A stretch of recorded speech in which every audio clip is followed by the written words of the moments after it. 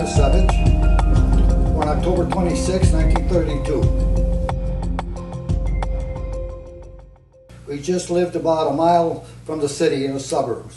One part of the road was county, the other part was city. But I've had a lot of places to play. We had a lake, we had a railroad track, we had sand, we had hills, so we had everything. There wasn't much traffic as there was today on our roads, so that's where I was born. Big house, nice family. Well, let's see, swing dancing, just about everything my mother would make. Now, we didn't have fast food in those days. My mom had to cook from scratch. Okay. So, and the clothes, just ordinary, suits, not jeans like we got today.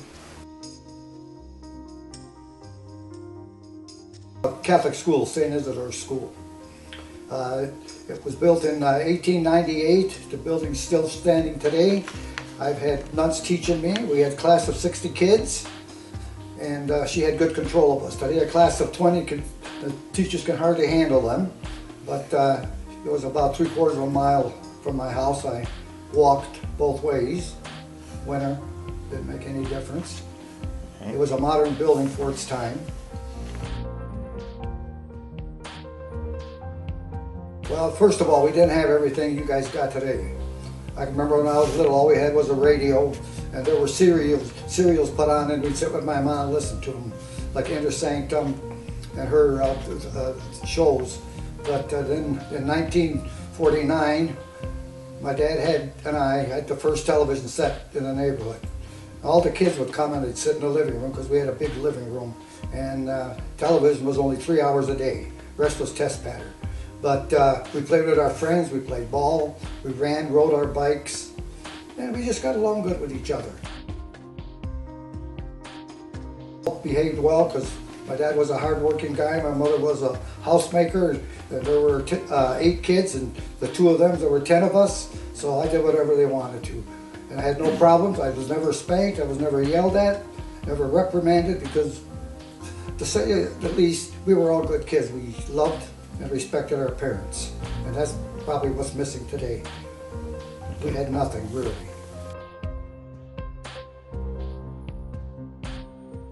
My dad wanted me to go to work, and I says to him, "Pa," I says, "you want me to graduate from high school, or you want me to go to work?" So I didn't really have any jobs. He wanted me to graduate from high school, but right out of high school, and the rest of the family too, there were seven boys, we all joined the service, so I never really had a job before I went in the Navy.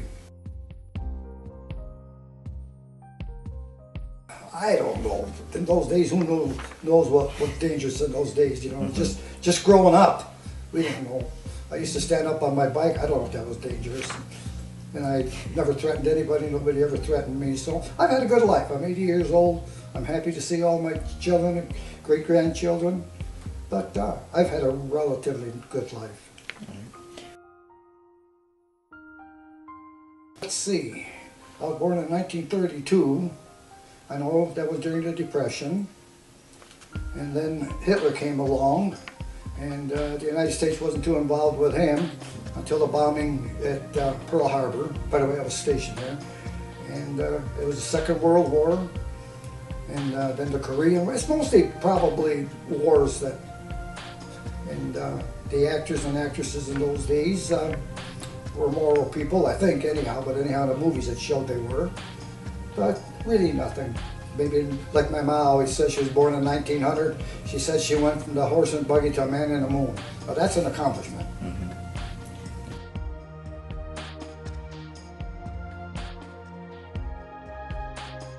Well, I was in the United States Navy.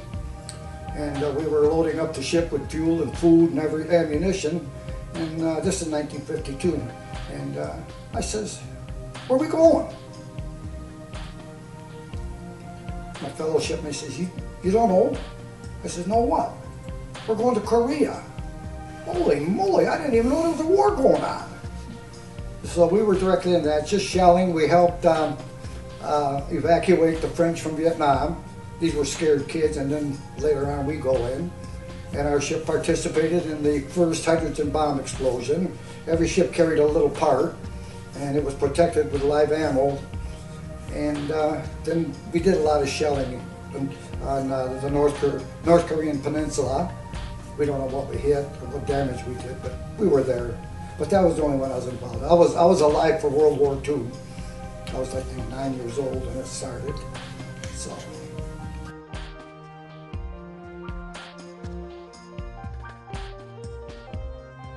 It didn't. It didn't. My dad was a hard-working guy. We always had food. He built 2 houses, great big houses, by the way, to house all of his kids. But I never knew any hardship. You know, when you're a kid, you don't, because your dad provides for you all the time. And we lived on an acre of land, but we had every animal there was. Chickens, we had a pony, we had pigs. Oh my gosh, could he make the best kielbasa. But we had everything to eat. We had our gardens. And he took care of us real good.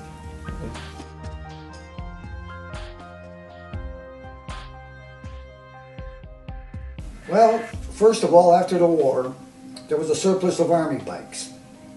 And our next door neighbor, by the name of George Adastic, it's kind of, these guys were way ahead of their times. He had an old Army bike. And I wanted a bike real bad. And I asked him how much he wanted for it. He says he wanted $5. And in those days, $5 was a lot. So I says to my mom, I said, where can I get money from? She said, well, just do your chores, and if anybody wants to hire you for 50 cents a day, go ahead and do it. So I had one of these Tootsie Roll cans, and I put all my money in it, and I think my mom was slipping some in without me knowing it, because before you know it, I had $5, and I owed an old Army bike. My first car was a 1937 Chevy with the rods knocking, but it was transportation. And then, of course, I went in the Navy, and then I come out, and I bought a 1949 Ford. And just pieces of junk, but they run, that's the main thing. Gas was only 25 cents a gallon, so you didn't care if you got 2 miles to a gallon or 12 miles to a gallon. Because I remember a lot of times, a bunch of us guys would all pitch in a quarter, and we'd ride around for about 3 or 4 hours. The tires were just made of pure rubber, which was dangerous in itself. But that's all I had. I think that's all I had. I don't remember anything but bicycles and cars. Well, first of all, you got to admire your parents. My dad was kind of a war hero. In the First World War, he was a messenger, and 7 people lit out these old trucks, and he was the only one who made it. He was decorated with the French Cross de Coeur or something like that, and so he's the #1. As for my heroes, I didn't have any when I was a kid. All I wanted to do from the 7th grade on out was join the Navy. So, but my #1 hero is General Custer. I know he was an egotistical brat, but I admired what he did. And my second one is Emperor Maximilian of Habsburg, for what he tried to do for the Mexican people. They like to keep them ignorant, then that way they wouldn't know what's really going on. But I admire all the people today, especially the soldiers and sailors today, what they're going through, because this is not a normal war. They don't know who the enemy is like we knew, my dad knew, my brother-in-law in the Second World War. We knew who the enemy was and where they were. Today, these kids don't.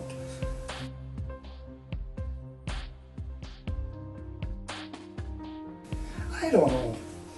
I succeeded in just about everything I did, even though they weren't mountaintop things, but no, I don't think so. I'm happy. I'm still completely happy. Like I say, I'm 80 years old and I'm in good shape.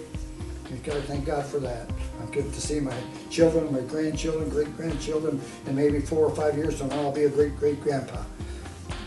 But I have no regrets. First of all, love and respect your parents and everybody else. Go to school, because genetically what you look like and how you're going to behave is predetermined by the past generations. But it's also the environment.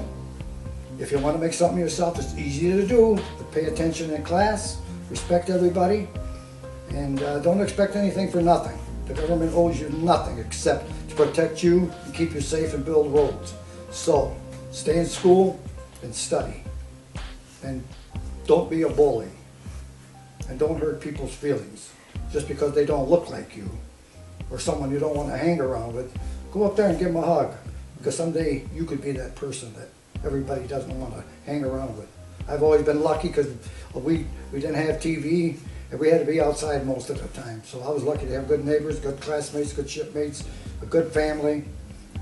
And can't ask for more than that.